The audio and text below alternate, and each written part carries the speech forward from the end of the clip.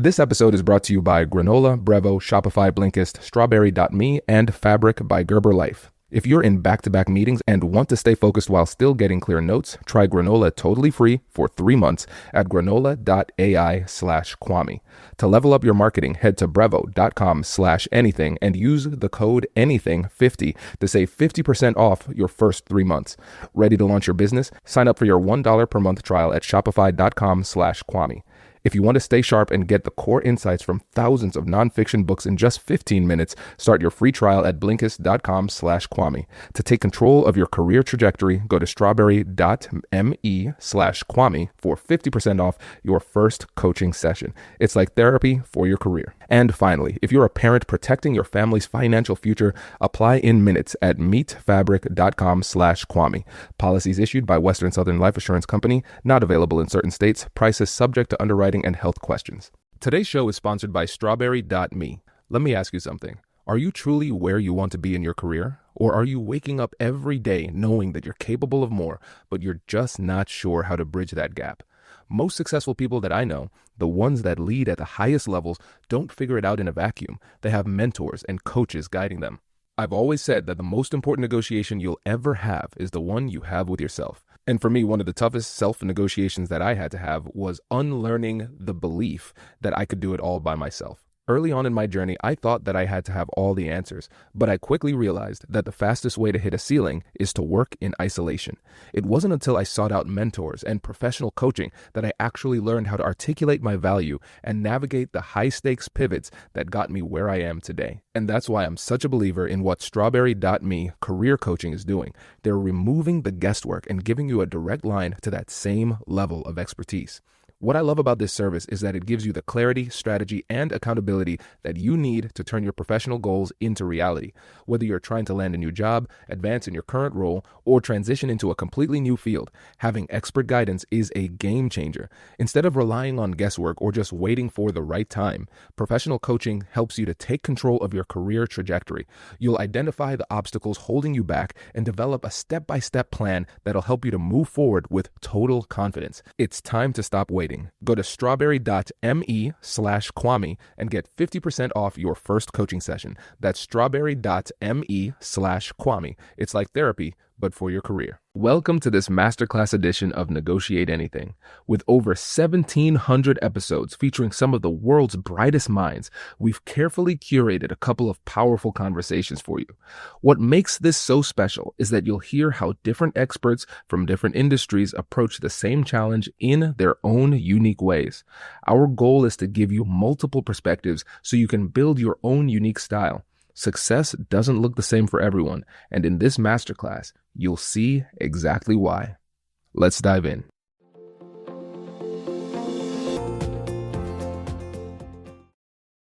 Daniela, thank you for joining us today. Nice to meet you and nice to see you. Happy to be here with you. Yes, we are happy to have you, my friend. So how about you get us started by telling us a little bit about yourself and what you do? So I have a legal background from Italy, where I practice as a family law attorney for more than 20 years. And I became a certified mediator in 2011 and later a master degree negotiator. So I feel that ADR, our processes, are my passion, and I want to talk more about conflict.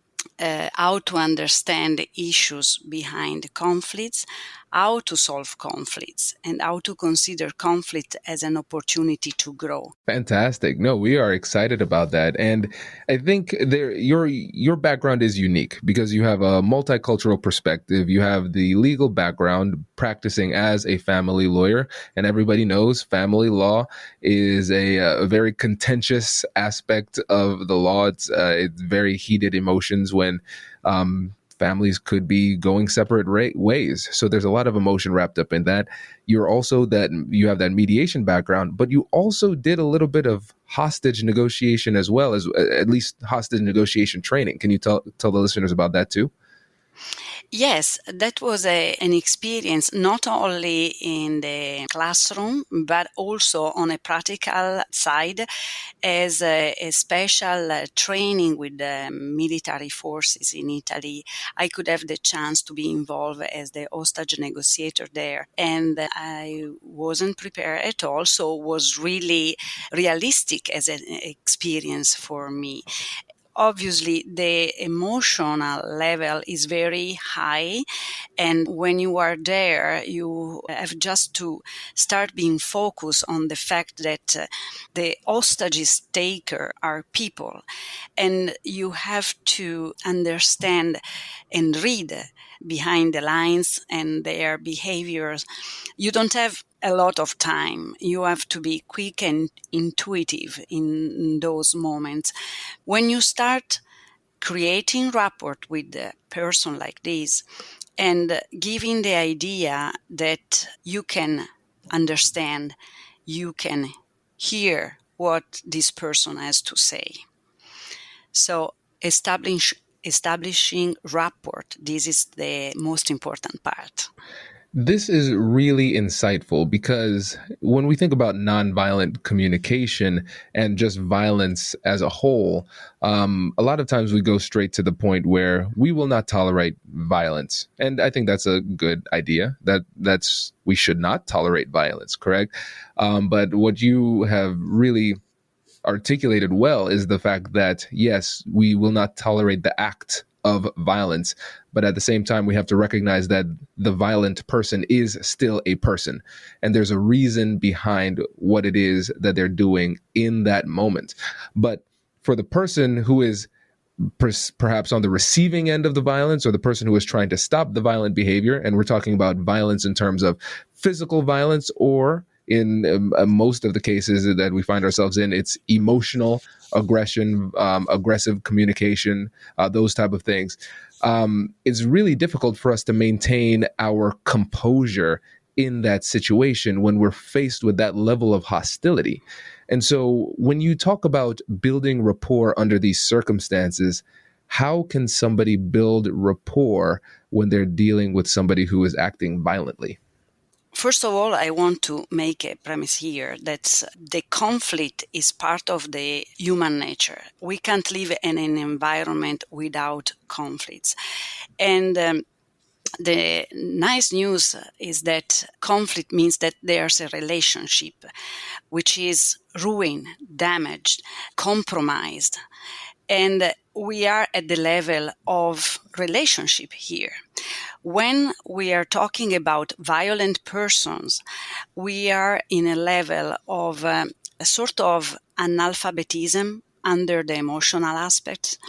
So persons who are not educated in the emotional level, at the emotional level, that can be a reason for becoming violent. They are not able to stay in a conflictual environment, which means still to have to deal with a relationship and to repair the relationship. We want to avoid that the conflict where the relationship is ruined and we have to repair escalate to the level of the violent and high level conflict are really difficult to deal with.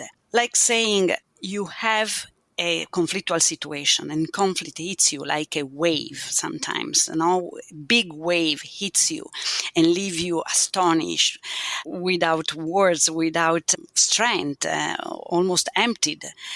But if you start considering that the conflict, and that's the most important part, starting when it's possible to face the conflict at the level that you can avoid the escalation to the violent when it's most difficult to intervene. For this, you have to be prepared. You can't just be there and leave the things to improvisation. Sitting at the table of negotiation, metaphorically speaking, can be like seeing the edge of the iceberg. The nature, the context, and the positions that people assume to defend their interest is there. shows up. The violent person is screaming that wants something. But to be effective, we have to look down and check under the surface to know more and discover the unknown aspects, most of the times unclear also for people directly involved. So the conflict as a dynamic movement with a tendency to get worse if people involved blame each other and oppose their thoughts without the intent of seeing beyond the present moment and the possibilities to preserve the relationship, the assets, the reputation in the future and for the future. So the role of the negotiator or mediator is trying to move the conflict toward the path of the collaboration, offering new perspective and adding values to the element at stakes. So what do you do? First of all, skills like observation, active listening, empathy, the art of asking questions are strongly required to negotiate. And for the case of the violent person, we should consider that the best questions to ask are the ones which lead the person to discover better what there can be behind the situation, behind what he is seeing there. Good and reasoned questions are useful for people to understand the causes of the conflict. The right questions also allow people in conflict to evaluate more clearly their own real interests and needs. When people answer to questions, they can often discover thoughts, values, ideas, opinions they didn't even know they had. Or it is the occasion they just clarify to themselves possible alternative pursuit. Sometimes asking the right questions is like playing chess or cards, Christian. One move will determine the following one and will give the measure of the conflict and the possible levers to work on. If questions are essentials and simple, they will help to better understand what is really at stake. Simple questions are often powerful. They are simple to elaborate and can reach the goal more effectively.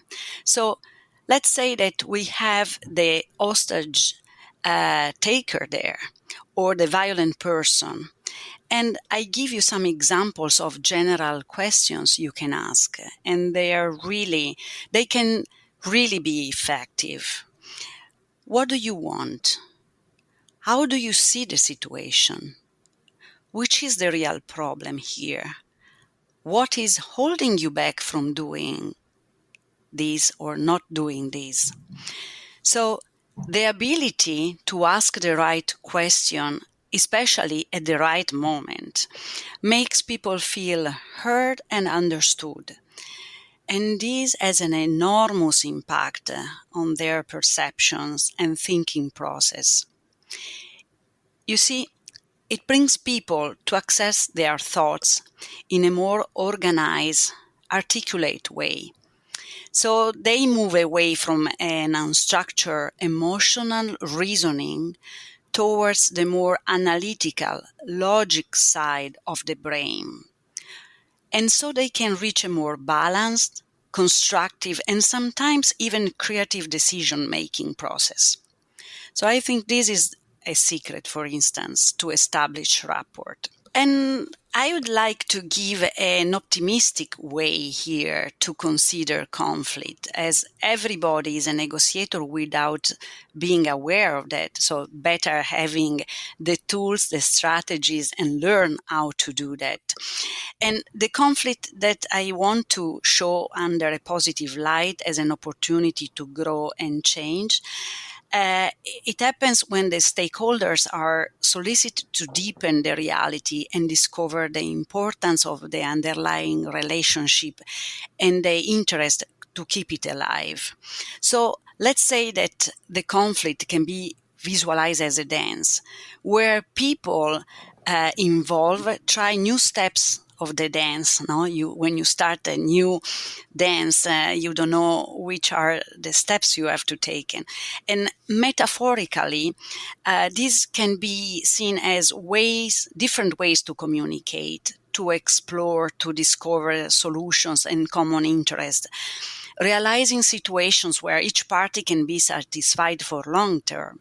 In fact, which is the successful negotiation, the long-term satisfaction of the people involved. This is the success for the negotiation and for the negotiator. So let's say that through conflict management, for instance, and how you do that, correct training and method, we become more strong and tough. We can change our perspective in coping the conflictual situation. So we become more creative, constructive, productive. We can move from position of contrast and opposition to another one of confrontation. For it's strongly recommended that the negotiator could be empathetic, good listener, and very attentive observer. And always using a method is a good strategy. I have a personal method that I use. Can you tell us a bit more about that personal method, your approach? Yeah, that's like, as I was saying before about diving, you always have to be sure that you have the right equipment, no? So the method is like the good equipment for the diver, and AKA, awareness, knowledge, ability, acronyms that I always put in front of me when I have to face a difficult conversation, help people to negotiate. So it's to be focused and helps me to get prepared and stay focused. Awareness, and so this is the level where you ask yourself what you have to do, what you have to face. That means being prepared through studying, reading, searching, verifying the conditions to face the situation. Asking also yourself, is that a good moment to negotiate? Am I tired? Is it better if I postpone the meeting, the session of negotiation? How many people should be involved? These are simple questions, but to get aware of what you have to do. Am I the right person to solve the conflict? Do I need help? Maybe an expert. Am I enough prepared to sit around the table of negotiation? Have I the right informations? Do I know enough about the other party at the negotiation table? Do I know which kind of reaction can come from the other party? There could be another way to deal the situation. And this is the awareness. The knowledge level, and sometimes it has been told that knowledge is power, no? Mm-hmm. Christian? I think that knowledge means to be prepared and equipped in negotiation. It means knowing about the background of the counterpart. So, for instance, you have the violent person in front of you. Just try to ask what's happened, what has the situation has pushed him or her that level. So, which are the alternatives? As we know in negotiation, the best alternative to a negotiated agreement or the worst alternative to a negotiated agreement. Just recall this, the other party, and this is something that you have also to know if you have the chance before entering the negotiation. Are you ready to take your business's marketing to the next level? Meet Brevo, the all-in-one marketing and CRM platform built to help you connect with customers, boost engagement, and grow your business smarter. With Brevo, you can manage all of your customer interactions in one place, nurture leads with their built-in CRM, and reach your audience through email and SMS, and keep them coming back with powerful automations. But here's where it gets really exciting. Meet Aura, Brevo's AI assistant. Aura helps you craft smarter campaigns by suggesting personalized content, optimizing send times, and even analyzing performance data to help you improve your strategy in real time. It's like having a marketing expert on your team 24/7. And of course, Breville offers advanced analytics, seamless integrations, and AI-driven personalization, everything you need to craft multi-channel campaigns that hit the mark every single time.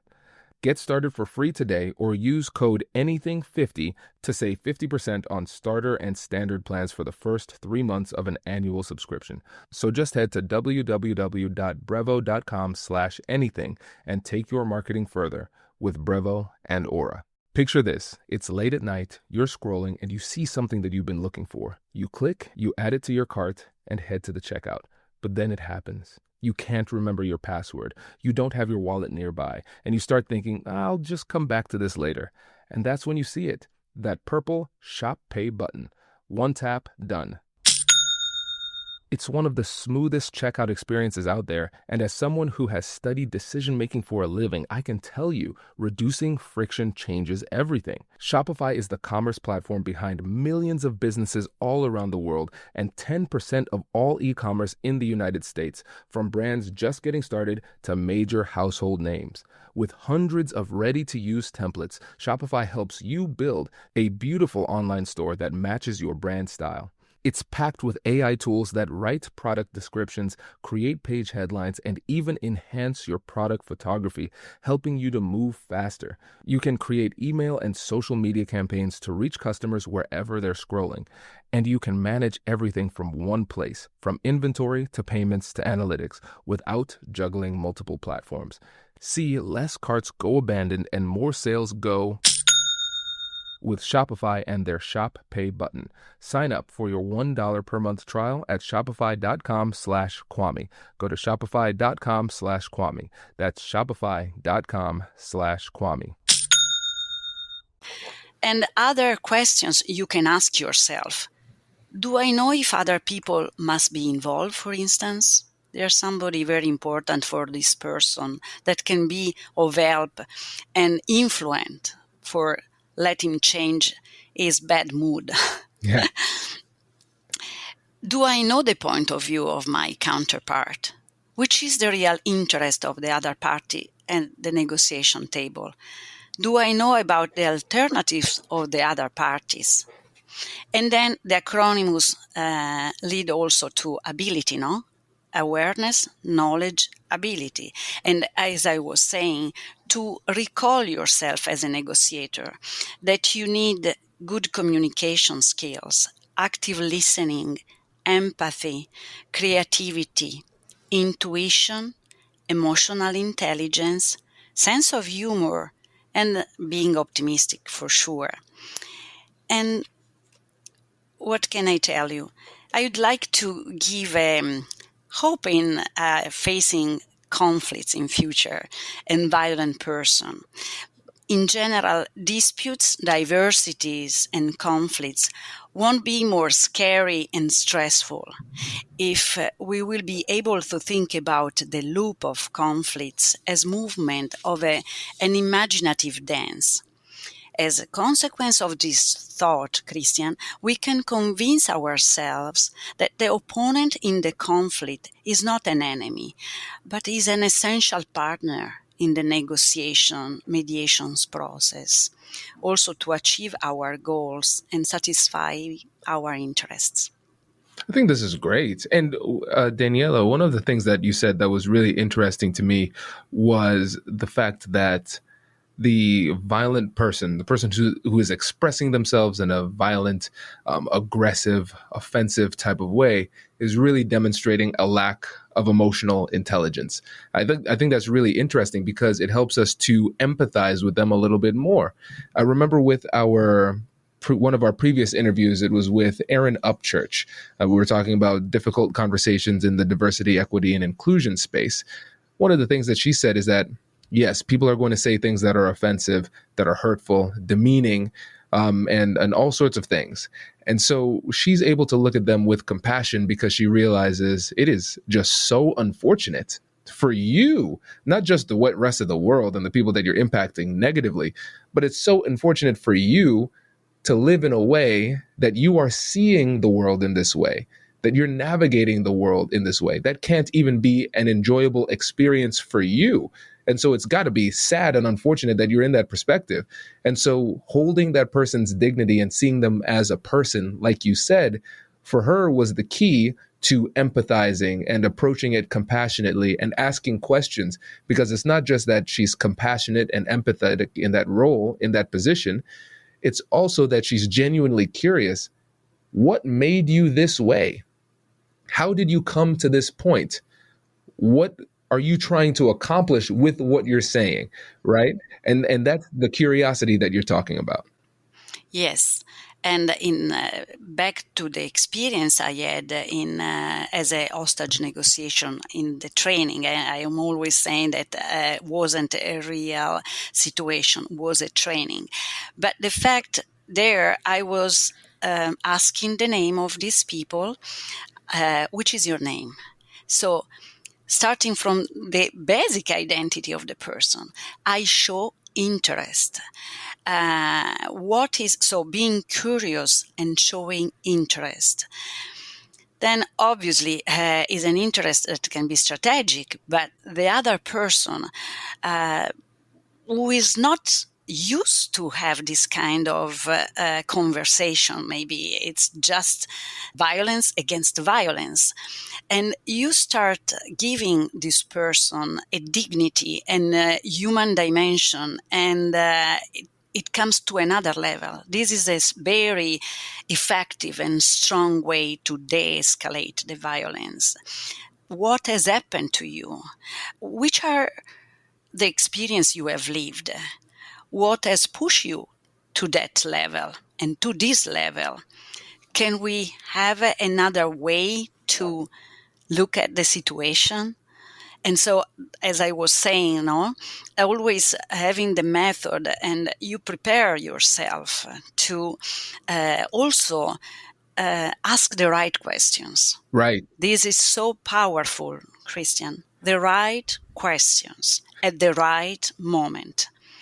For instance, if you see a person very upset and you ask why, sometimes the why is just explosive. And it's better going around and say, how do you see the situation? Yeah. How can we get out of this? And put the we instead of you. We is such a powerful word to use. Yes, I love that tip. That's really powerful, because the two things here, when you say why, it can sound accusatory, it sounds judgmental, and they can take it the wrong way, which can actually increase the level of violent communication that they're using, because now they're even more triggered. And then also using that collaborative language. It's not just enough to say, I want to be collaborative, I want to work with you, though those are good things to say. Also, in the way that you're actually phrasing your questions and what it is that you're saying, you're actually phrasing it collaboratively. We are working together in this. How can we solve this problem? How can we get past this? And those type of things. I think that's very, very, very helpful. And going back to what you were talking about with regard to preparation, and I love the term that you used. You said, this isn't improvisation, right? We're not going in there and freestyling and hoping for the best. Coming up with really high level, effective, insightful questions, that's hard to do off the fly. And it's hard to do, especially if you're dealing with somebody who is approaching you with hostility, because you feel that pressure, and that pressure makes it more difficult for you to think clearly in the moment. Correct. So it's so important to take that time to prepare. And so, listeners, if you haven't heard me say this enough, remember, if you go to our website, AmericanNegotiationInstitute.com/guide, GUIDE, and we'll put a link in the description, of course, you can get access to all of our free negotiation guides, and conflict resolution is one of those guides. And one of the most important parts there is actually writing out the questions that you think you might ask during the conversation. And so, Daniela, in your experience, what are some of the biggest mistakes that you've seen people make in these types of high stakes conversations? Well, I can tell you the lack of preparation. And for sure, when you have a conflictual situation, could be at the level of collaborative conflict conflictual situation, but people are ready to collaborate, or to the high level conflict. It's like having 1,000 pieces puzzle already set up, and you just see the outcome there without considering how many pieces have been put in place. How long did it take to set up the puzzle? So you have to deconstruct, dematerialize this puzzle, 1,000 pieces. How do? You have to have info. And so see my method, the knowledge before sitting around the table of the negotiation. You have to be aware of what you are dealing with. You have to know, and you have to use all the abilities and skills you can have. So the mistake is not having a method, not being prepared. Absolutely. No, you are absolutely right. And I appreciate this. This was really helpful. And before you go, can you tell the listeners again about you and how they can get in touch with you? Well, I have an email, I have a cell phone. They can be in touch with me in those ways. I don't know if I can give here, or they can look at the podcast and find the way to ask about myself. I come from Italy. I had experience with cross-culture realities, and I can approach easily. I speak almost 4 languages, and I can approach people from different cultures, trying to be as much as empathetic I can to help them to solve conflicts. Everyone is a negotiator, all of us, but we have to know how to proceed. Perfect. I love this. Thank you. Thank you. Thank you so much, Daniela. This was fantastic. And listeners, will also put Daniela's LinkedIn profile in the link as well, so you can connect with her there. She has some really, really great content. Daniela De Gregorio. So they can find me through LinkedIn for sure. Fantastic. All right, my friend. Thank you so much. We really appreciate it. Thank you for the opportunity, Christian. I really appreciate that time.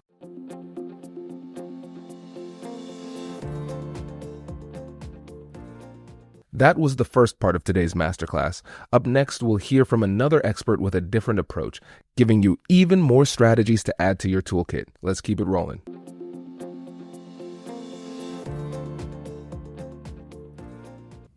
Thanks for joining us today. Thank you for having me, Kwame. It is our pleasure. How about you start us off by telling the audience a little bit about yourself and what you do? Absolutely. There's no subject that I love more than talking about myself. So thank you for giving me that opportunity. Tell you a little bit. I always start with the fact that I'm born and raised in Los Angeles. And maybe that's top of mind right now because the Lakers are actively trying to recruit some star players to their team to join LeBron James and Anthony Davis. So I'm really excited about everything going on in Lakerland. But I'm born and raised in Los Angeles. I ended up going to Harvard for college. I was a psychology major, ended up then working at JP Morgan in investment banking in Hong Kong and New York, and then went to Harvard Law School. And that's really where I learned a lot about negotiations. Negotiation workshop was my favorite class there. I ended up being a teaching assistant in the Harvard Law School program on negotiation. And I had the opportunity, in fact, to share the stage with Roger Fisher, the author of Getting to Yes, and to work with the wonderful folks at the program on negotiation over there. And I taught the course during law school. I taught it in the summer to practicing attorneys and business executives. And then I got to use it in the real world. So I ended up coming back to Los Angeles and working at the law firm of Munger, Tolles & Olson as a corporate transactional attorney. I did deals for Kobe Bryant, whom I helped buy a basketball team in Italy. And I also represented Berkshire Hathaway, who does obviously huge deals. And I ultimately then moved on to MGM, working in business affairs. I helped the studio negotiate contracts with actors, producers, writers, and directors. Ultimately, though, I found my calling in entrepreneurship. I was the son of an entrepreneur and had worked at my family business ever since I was a little kid. And somehow the pull of that ultimately grabbed me back. And so I joined Charlie Chan Printing as its CEO and then ended up running this commercial printing company for 16 years. It was definitely a labor of love, and it was amazing working with my dad. And I think that's when I truly cut my teeth as a negotiation expert, because as a small, medium-sized business owner, you are negotiating every single day on the job. So you're negotiating with investors, you're negotiating with customers, with employees, with customers, with vendors, everybody. So I felt like I negotiated every single day on the job on that for the 16 years that I ran the business. I also started a tech startup that was incubated by Y Combinator, and that raised about $1.7 million of seed venture capital funding. So I ran both companies at the same time. Ultimately, in 2016, I sold my businesses and I started to turn to executive coaching. And I ended up coaching a bunch of tech company founders through Y Combinator, through the YC network, and really, really enjoyed doing that. And then following that, I ended up getting a position as director of executive education at Loyola Law School, where I'm a professor, and I run the executive education program that's including starting the website, building the platform. And we just launched a couple months ago. We have an online platform that provides for online coursework. We also have on-campus classes. And our very first launch class was an online course on negotiations. And talking about that and talking about negotiations is what brings me here. And I can't believe how long I just droned on about myself. Thank you, Kwame. You are a saint for listening to all of that, and to your listeners as well. No, this was great. And listeners, I bet you can understand why I am so excited to have Hamilton on the show. This is going to be great. And in our conversation leading up to this, you've identified 3 areas that we want to focus on today. First, building rapport. Number 2, staying strong. And number 3, posturing. And I am really excited to get into this because especially staying strong and posturing, those are things that we haven't gone too in depth on. So I'm excited to see where you go. So let's start off with building rapport. Tell us a little bit more about that. Well, it occurs to me that you have to play to your strengths in anything that you do. If right now Wimbledon is going on, and so I see these tennis players, if you're Roger Federer, you're about playing the points really quick, about putting the ball away, about advancing the net. And so similarly, as a negotiator, this isn't necessarily the tip for every single person. I do think there is definitely a universal truth in the value of building rapport. But for who I am and for people who may resemble me, I think that that is my go-to strength. It's my secret weapon. And so the basic concept is this. It's that in order to negotiate well, you need to build rapport with the other side. This means finding commonality, finding common ground, having things to talk about, building that relationship, getting to that point where they like you and you like them. So the matter that is being negotiated is almost secondary to the relationship. That's at least at a very high level what I'm trying to accomplish when I try to build rapport. We talk a lot on this show about the importance of learning and staying sharp. But let's be honest, between work and life, who actually has time to read every single book that can help you to get ahead? And that is exactly why I use Blinkist. It's an app that takes the world's best nonfiction books and breaks them down into 15-minute summaries that you can read or listen to. They have over 9,000 titles, so whether you're into leadership, psychology, or negotiation, they've got you covered. Personally, I love to learn about a wide variety of topics, not just negotiation, but psychology, history, and communication. All of that knowledge works together to help me to be the negotiator that I am today. If you've been meaning to dive into the frameworks we discuss here every week, Blinkist is the fastest way to get those core insights while you're driving to work or at the gym. It turns your extra time into a real advantage, helping you to show up to every difficult conversation with more clarity and courage. If you want to start learning faster and showing up with more confidence, this is the tool for you. Go to Blinkist.com/Kwame to start your free trial. That's Blinkist.com/Kwame. You know that feeling when you're in back-to-back meetings all day? You're nodding along, trying to contribute, but in the back of your mind, you're secretly stressed because you're trying to remember exactly what was just said or who was supposed to follow up on what. Meetings can be a mess, but Granola AI fixes that. Granola is an AI-powered notepad built for the way real people actually meet. Here's how it works. You take rough notes like you normally would, and then in the background, Granola securely transcribes the meeting. Then it turns everything into clean, structured, and actually useful notes the moment the meeting ends. The best part? It works through your device's audio, so it integrates seamlessly into the tools that you already use. No setup and no awkward tools. It's just your normal meeting, but with superpowers. I've found that it lets me actually listen instead of frantically typing, so I walk away knowing exactly what was decided and what comes next. Before Granola, our team would spend extra time cleaning up notes and double-checking details. Now, we leave meetings aligned and clear. It saved us time and helps us to operate at a much higher level. If meetings are eating up your day, granola.ai is a no-brainer. And you can try it totally free for 3 months. Just head to granola.ai/Kwame. That's granola.ai/Kwame to get your time back. Get 3 months free at granola.ai/Kwame.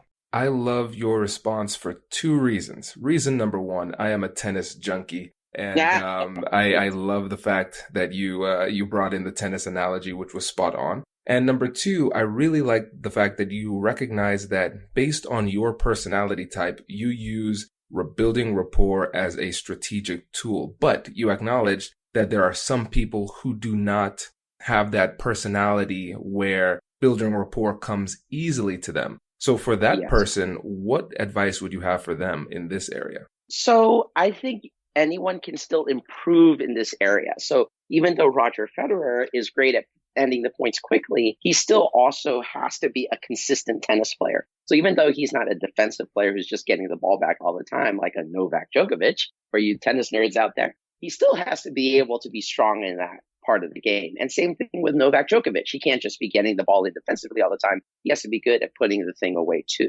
So even if that's not your negotiation personality, you can still learn from this. And I would still encourage you to do this. But I think knowing a little bit about yourself is important too. So if you tend to be more of the analytical type, maybe you're going to be the type to focus more on your negotiation arguments, your legitimate criteria, coming up with brainstorms, creative options, and building rapport is going to be more of a secondary thing for you. But I think it's an area that everyone can use that will improve the outcome of their negotiations. Yeah, you're absolutely right. And I think one of the things is when you start to develop that level of self-awareness where you can see your personality type and the tendencies that you and the patterns of behavior that you bring to your negotiations, you can recognize what comes naturally and where you need to put some concentrated, focused effort. And if it's not something that you do well, it doesn't absolve you from the responsibility of actually building rapport. It just means that you need to be a lot more intentional about doing it.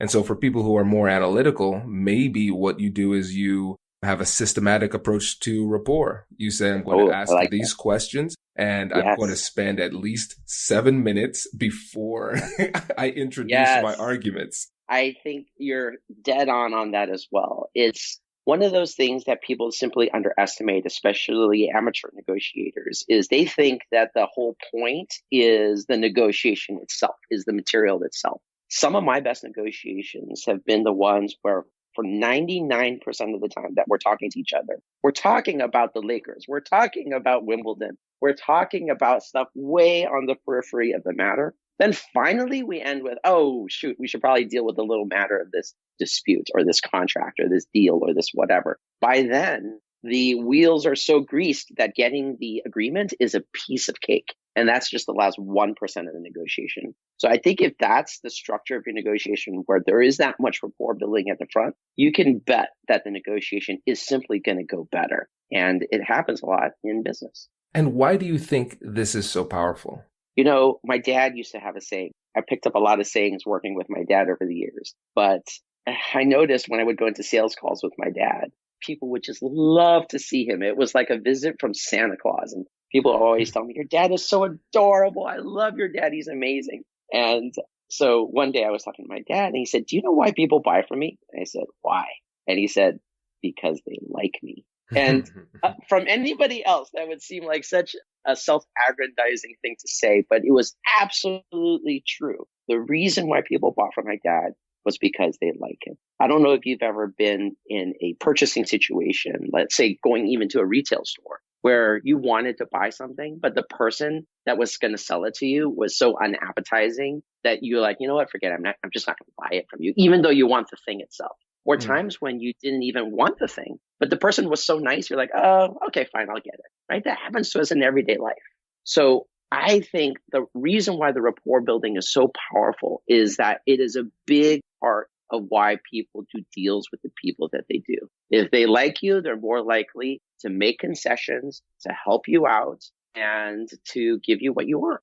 And so it's not just getting them to like you. That's the first thing, and that's great. There is another element that is even more powerful if you can layer these two. And so first, get people to like you, and then get them to say, Hamilton is also like me. So, for example, Yes. if you're dealing with somebody who is a Lakers fan, you talk about the fact that you're a Lakers fan. Oh, you're part of the team. Yeah.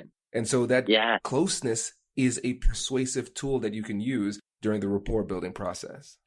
Totally. Making it seem like you're on the same side is critical, because what makes negotiating so difficult is the potentially adversarial nature of it. So even when I sit down at a negotiation table, assuming that this isn't something where we have to be adversarial, I like to sit kitty corner rather than across the table, because it lends into that notion that we're going to attack this thing basically looking from the same perspective, as opposed to being, butting heads and playing some kind of game of chicken. So you're absolutely right. The other thing I'll like to do is, if someone has trouble giving into my side, I will empathize with the difficulty of their position. Let's say a police officer is trying to give me a parking ticket, or give me, some driving ticket. I might say, man, it must suck to have to hand out tickets all day and piss people off. I totally get it. That's not an easy position. And how many times a day do they hear that? They might hear it 10 times, but they might hear it 0 times. So if you're the one person to say, I get it, it sucks,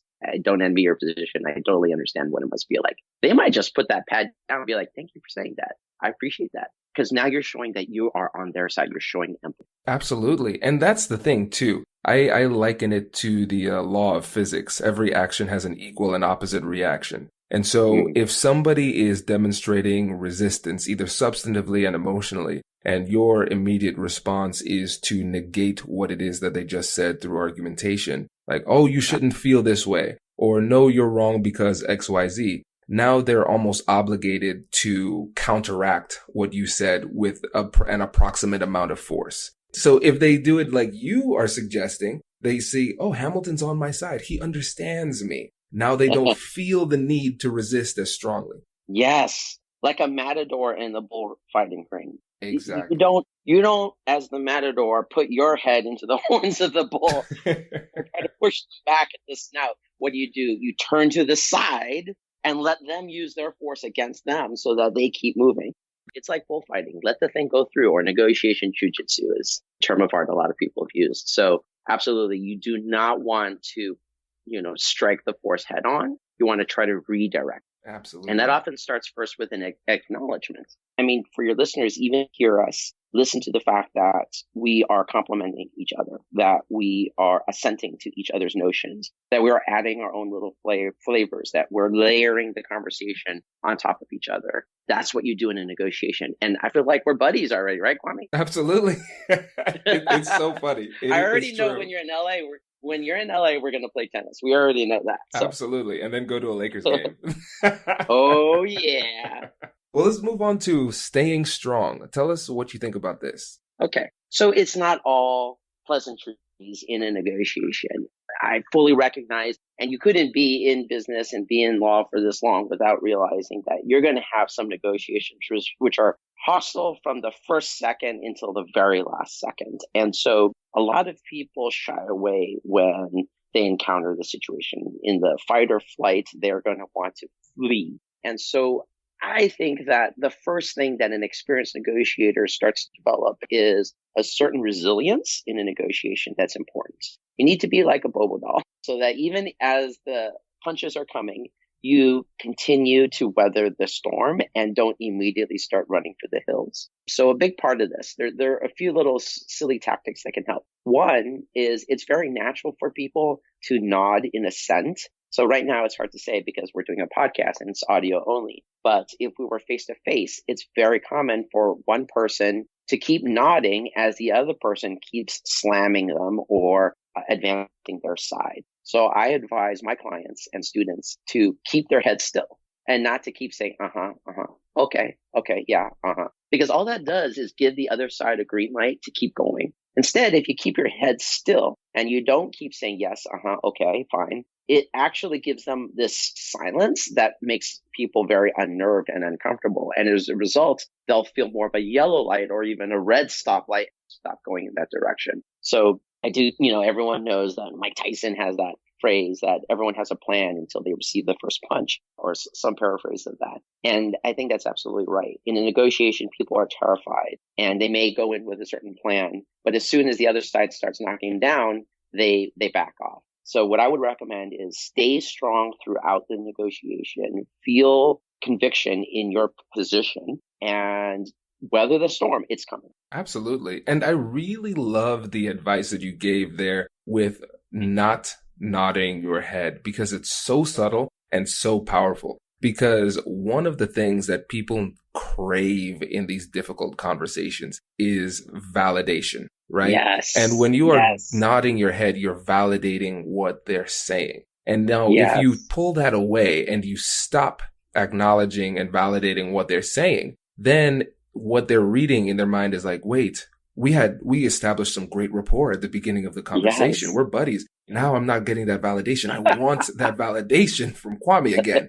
And so then they start negotiating against themselves a little bit. It pulls them in your direction without you even having to say a word. Absolutely. I think in a way, this is hopefully a nice balance where if people hear the first thing, building rapport, they're like, oh, okay, great. I'm just supposed to be buddy with the other side. I guess that's all I have to learn here today. And it's one way or the other. No, you can balance that just as effectively with this notion of being really strong in a negotiation, being comfortable with weathering the storm and not feeling so insecure in your own position that you have to throw your negotiation prep sheet out the window. I do feel like, imagine what it's like if you're just a startup trying to sell to a big enterprise brand, a household name, and you have this deal to place your products at that company's location. You might go into this negotiation trying to build that rapport. And then as soon as the company starts giving you a bit of that silent treatment, as you start saying all the reasons why you need to price it at this level or that level, your heart's going to sink. You're going to lose a lot of confidence.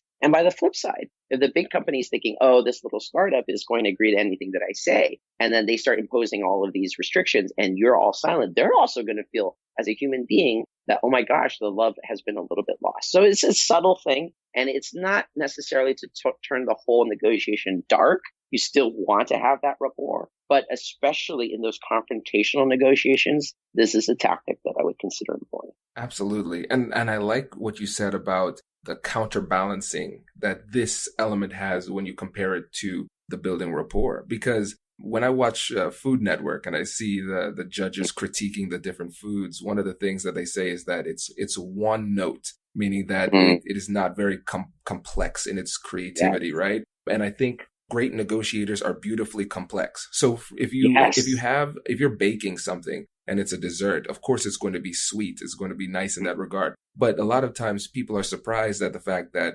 salt is an important part of the process. You don't really taste it at the beginning or as you're consuming it, but it's there and it balances. If you taste baking powder by itself, it is very unpleasant, right? But it's an important part of the process. And so when you negotiate with Hamilton, it's going to be a pleasant experience, but there's that counterbalancing that comes with staying strong that is necessary to have that successful negotiation. Totally. Okay. You and I have way too much to connect on because I am also a big consumer of Food Network cooking shows. And you're absolutely right. They'll do the competition and then the judge will say, the texture, everything here is mushy, everything's soft. I need a little bit of crunch. Or, there's too much meaty taste here. I need something to cut the grease. I need some acidity. We need some balance there. So, and I know it's 4th of July, so I was making some chili. And one of the ingredients in the chili was to put in some espresso powder, some cocoa espresso powder. I was like, what? Why would we put that in there? And that is exactly what you say, to counterbalance some of the other flavors. So being a good negotiator isn't being one note. It is having the full arsenal of techniques at your disposal so that you can be hard when you need to be hard. And then you can be soft when you need to be soft. People. Exactly. And so when it comes to being strong, I love the specificity of not nodding. Do you have any other specific tips for the listeners? Yeah. I mean, I also think that holding your cards to the vest a little bit can be another useful technique. And it's funny because even as I say this, I feel a little bit of internal turmoil because I taught at Harvard Law School with their principal negotiation framework, and getting to yes is what it's all about. I still negotiate with the principled framework when I do business deals or legal negotiations. And the reason is that most of the time you're talking about repeat business. So working off of principles, discovering interests, all that kind of stuff is awesome and is great. At the same time, when you are an SMB owner for 16 years, and you know this yourself from running American Negotiation Institute, you have to negotiate very tough all of the time as well. And so in those instances, it really helps to do things like holding your cards closer to the chest. So one thing that is a typical sequence that happens in a negotiation, and ultimately I look at negotiation as like this cultural norm, and there are ways of doing the dance that are expected. And so one of the dance moves that is expected, I think, in a negotiation is what I call negotiation bartering, where it's like, all right, I'll trade you this deal point for that deal point. You trade me this deal point for that deal point. So in that situation, it helps where the other side doesn't really have the proper weighting on your deal points. And what people will do as hard bargainers sometimes is they'll pretend that something is important to them, even though it's not. It's like going to the car purchasing lot, to the dealership lot, and saying, I would get this car, but it's the wrong color. It's blue. I really, really had my heart set on red. Now, secretly, you actually wanted the blue one, but you're pretending like it's something that you really cared a lot about. So then when it finally comes down to it, you're like, all right, fine. Look, since it's not the color that I want, give me knock off $500. I'll just take this lousy blue color one. So that's an example of kind of being strong by not just revealing all of your cards and saying, look, this is exactly how I feel about everything. At the same time, you can be a hard bargainer by trying to genuinely get at what are their interests. And if you find out what they're genuinely interested in, but it's a little hazy, what's important to you and what's less important to you, then now you have information asymmetry and you can use that to your advantage. Absolutely. So again, it depends on the situation. If I'm negotiating with, North Korea, maybe I'm going to be a little bit more obtuse about my position. However, if I'm negotiating with Kwame Christian, then hey, it's all open book to you, my friend. I appreciate that. Yeah, it makes a lot of sense, and you need to make that determination of what type of relationship and what type of interaction we're having. And I really appreciate you bringing up the typical getting to yes style collaborative negotiation approach, because I think one of the issues that comes with that is the belief that this approach is the way when it is a way, one of the possible ways. It's a tool in your arsenal. And I think Chris Voss did a great job of outlining the differences, because if you go against a hard bargainer and you are completely win-win collaborative, there's going to be a problem. Yes. I think that it kind of goes down to game theory also, just like you point out, and the prisoner's dilemma. And it turns out that one of the most effective algorithms in a prisoner's dilemma type scenario, where you have collectively a medium amount to gain if you work together, where you will have more to gain if you win and the other side loses, if you play hard and the other one's soft. But if you both play hard, then you kind of end up at the bottom. When computers play against each other, the scenario that works the best, the algorithm that works the best, is the tit for tat strategy. So you start off nice and hopefully the other side reciprocates. But if they don't and they start going hard bargaining and take advantage of you and don't yield an inch when you're yielding miles, then you have to switch your strategy and then follow them and then go with the hard style. I love that you brought up game theory. This is great. This is great. Yeah. And I think that's a brilliant way of contextualizing the issue. And when it comes to being open and sharing information, that tit for tat strategy works very well, because going back to what you said about the information asymmetry, if we give information, then they don't give information, and we give more information, the information asymmetry is significant, and it gives them more leverage relative to you in that negotiation. And we don't want to do that. And so the tit for tat strategy works well there. And another added benefit is that if you withhold a little bit of information, you can use it as a bargaining chip to trigger reciprocity to get them to share more information. So if you reach an impasse, you could share a little bit of information that you held back before and encourage them to reciprocate in order to get things going again. But if you give it all up front, now you have nothing else to give. And all of this, I think, is really novel, frankly, for us to be addressing in negotiation podcasts, because that is one of the feedback that I would hear typically in a typical principled negotiation classes, where the students are like, this sounds good, but I have this unnerving feeling that this isn't like real life. And Yes. that it's like the book goes out the window as soon as there's a lawsuit, or as soon as the deal that your entire career hangs on is in front of you. And that's why it is important to acknowledge that negotiation is very much a real world thing. It is, frankly, more of a street skill than any kind of an academic skill. I was actually playing tennis with an old buddy of mine, and he used to be an advertising executive at NBC. And I told him I was teaching this negotiation workshop, and he said, negotiation's easy. Whoever cares the least wins. And I was like, oh man, I think you just taught the course in 10 seconds. That is like what a hard bargainer thinks is. It's all about leverage. It's all about posturing. It's all about what do you care about, not caring for the other side as much and feeling psychologically strong inside. And there's so much truth to that. A lot of times it does come down to negotiation leverage, but some people are better at playing off their leverage than other people. I agree. And I think this segues really well into posturing. So tell us a bit more about that one. Yeah. I mean, I think that playing a negotiation hand is like playing a poker hand. So just like I was saying, that sometimes you don't want to make it clear what cards you hold. Sometimes you want to suggest that you're holding pocket aces by the amount of money that you're putting down on the table. And so you can fake out the other side that way as well. So I think posturing, especially in law, is pretty important. Right now we're having a great conversation in let's say a litigation negotiation. A lot of times it's not going to be that way. And if the other side starts going on an avalanche about all the ways that your client is wrong, you might want to stop that. And you might want to be, hold on, I disagree with that. Or show even like a frowny face or kind of cough, or just be like, hold on, and put your hand up. Little things that are part of trying to even that balance at the beginning, because there is a psychological tug of war that transpires during a difficult negotiation. And you're going to want to do the things that posture so that they feel that you're confident, that you feel strong in your position, and that you're not going to let them run away with the deal all the way to the bank.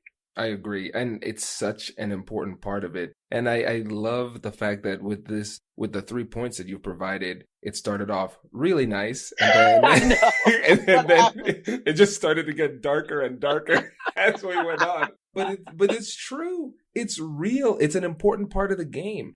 At OSU's law school, they have the top ranked negotiation program in the country, and they use the collaborative win-win getting to yes style as well. But the reality is, though, the thing that people don't want to talk about is, listen, it can get really dicey. And sometimes it is a situation where there is, like in litigation, I need to fight for my client and you need to fight for your client. And that's the fact. That's where we are at this point. And putting up those walls is going to be important. So for you, how are you able to stay strong and posture without destroying the relationship? So those are kind of like the heat that I'm packing. Like, I don't want to show up to the fight without having some weaponry, but I'd rather not pull out the weapon if I didn't have to. I'd like it just to be felt that I'm not a total victim. But if I don't have to reveal behind my coat the thing that's sitting at my hip, man, that's a whole heck of a lot better. So for me, this is all kind of last resort. I want to go in there. I want to be friends. I want to be on their side, even if it's a litigation negotiation. First thing I want to do to help my client out is talk to the other lawyer and say, man, our clients are crazy, and get us off of you are your client's proxy. I am my client's proxy. Instead, we are the cooler heads that will prevail. We are the voices of reason. These guys are nuts. They're both nuts. I'm a lawyer. You're close to me. Let's figure this thing out together. Let's be like arbitrators trying to figure out a solution. We're like NASA scientists figuring out how to make the rocket land on the moon. So we're on the same side. So it's all about trying to bridge that gap. And I would say almost all of my negotiations, it stops at step one, which is building rapport. But if you have to, then steps 2 and 3 are there as well. You got to stay strong in the face of the storm. You got to be able to play that game. And number 3, step 3, you got to be doing those things that are going to give you psychological advantage in the negotiation sparring when it gets to it. I love this. This is great. And speaking of sparring, shameless plug, we will Yes. be doing a sparring session, so check it out for the next episode. But I love how you were able to, especially in the context of litigation, build rapport based on the commonalities of the enemy combatant, as you might say. It's like, listen, Yes. I understand your situation. You understand my situation. We are the same. We're playing for the same team, the legal profession. Let's figure this out. It's a really great thing. And I think a lot of times lawyers make the mistake of essentially becoming an extension of the emotional limbic system of their clients. It's like, hey, you're supposed to be the barrier here, but you're making it worse. You've magnified the problem because not only do you have that emotional issue, but you have it with legal skills that can do damage. Okay, you are a true negotiation nerd if you're going to talk about extending the emotional limbic system of a client. That's pretty awesome. I love it. And you're right. That's a lot of times that's where what a client is looking for from their lawyer is they want that extension of the emotional limbic system. They want somebody to say, I get you, I feel you, that person's a jerk, da, da, da, da, da, da. The client is hiring you to say those things, to feel that way, to go in there with knives and daggers. So the first thing you want to do is you want to disarm the opposing counsel. Right. And recognize that there are, at this point, two negotiations happening, yes. Because you're not only negotiating with opposing counsel, but you are first negotiating with your client because you need to manage those expectations and get them on the same page. And one of my mentors said that sometimes when he would send an email to the opposing counsel, if the client wanted to be copied on the email, that email would be just fire. It would be fire. Yeah. But as soon as he sends the email, he picks up the phone and calls the lawyer and says, listen, my client was copied on that email. So just ignore all of the heat that was there. Playing a role. Exactly. Yes. There's so many things that you can say that can help disarm the conflict. And, if the other side isn't willing to play ball, you can say, look, then there is no point in having our clients who are at each other's necks to have attorneys. They might as well just go at it themselves. But the reason why they have us is so that we can help bridge this gap, so that we can find a solution that works for both of them. Exactly. That's why we're here. Definitely. And one thing we talked about before in our pre-call was understanding the options and your BATNA. Before we end, can you chat about that too? Yes, I think the key term that is taught in most negotiation classes is BATNA, and that stands for Best Alternative to a Negotiated Agreement. I'm sure that word has been thrown around in your podcast many times, but it is basically your backup plan, what you're going to do if the negotiation fails to reach agreement. And so people become rather BATNA obsessed, but not in a good way, in my opinion. You're thinking, oh my gosh, if I don't get this job offer, my BATNA is to go into the unemployment line. What people should really think about when they first enter into a negotiation is how in the world they're going to improve their BATNA. So if I have a big job offer negotiation coming up, the first thing I should do is try to get a second job offer on the table. Even if you don't get a job offer on the table, a second one, if you merely set things in motion where a interview is being scheduled, that's going to give you that psychological boost you need to feel like, oh yeah, I got something else percolating. I'm not all wholly dependent on this one thing. If you have a big deal coming up potentially with a huge company like Google, the very first thing you should do is to pick up the phone and call Microsoft and see if you can get something else on the table. So working on improving your BATNA is the number one thing people should do. And the other thing that they should do, instead of obsessing over their own BATNA, is really think hard about the BATNA of the person that they're negotiating with. Because usually you are underestimating your BATNA and overestimating the other side's BATNA. But they may have a similarly bad one to yours. After all, that's why you guys are at the negotiation table, because you need each other. So if you remind yourself that their BATNA isn't all that pretty either, that's going to help give you that psychological boost that you need. I love it. And I think that in itself, just understanding alternatives and the psychology behind it and the strategy behind it, that probably will be an episode by itself. That's very great. And the thing is, I wish we could go deeper on it, but we're just going to have to touch it for now, because I still want to make time for the sparring session. But before you go, I want to give you an opportunity again to tell the listeners how they can get in touch with you and some of the things you're working on. Thank you so much for that opportunity. This has been great. So I encourage folks to check out Loyola Law School's executive education program. It's called LLX. The website is llx.lls.edu. And you'll see that we have an online negotiation course that dives into everything that we're discussing here in this podcast. We have over 65 videos that were shot really high end with cool motion graphics and just really, really entertaining, high production value stuff, and with interactive exercises, including things like a choose your own adventure negotiation, where you choose lines of dialogues in a negotiation and get a differential video outcome based on it. Really, really cool. And we have a new cohort launching in September, but we will have new cohorts launching every couple of months. So there should be a class for you anytime that you want. This course also will have 2 live negotiation simulations where you'll negotiate with somebody else in the class, and gives you a great chance to do something that has no stakes at all, but gives you a chance to try out some of the strategies and tactics that we teach. The class is very much focused on principal negotiation and hard bargaining tactics, with lots of storytelling, lots of examples, even professional actors reenacting negotiation scenarios. So I'm super duper proud of the class. I teach it. It's been a labor of love for me, and I hope you will check it out. That is fantastic. Very, very cool. Well, thank you again for coming on the show, Hamilton. We really appreciate it. Thank you so much, Kwame. It's been a pleasure.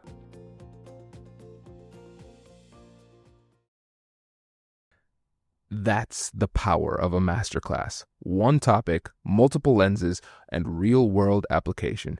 Negotiation isn't theory. It's practice. It's self-awareness. It's choosing courage over comfort. So pick one insight today and apply it in your next conversation, because skill doesn't come from listening. It comes from doing.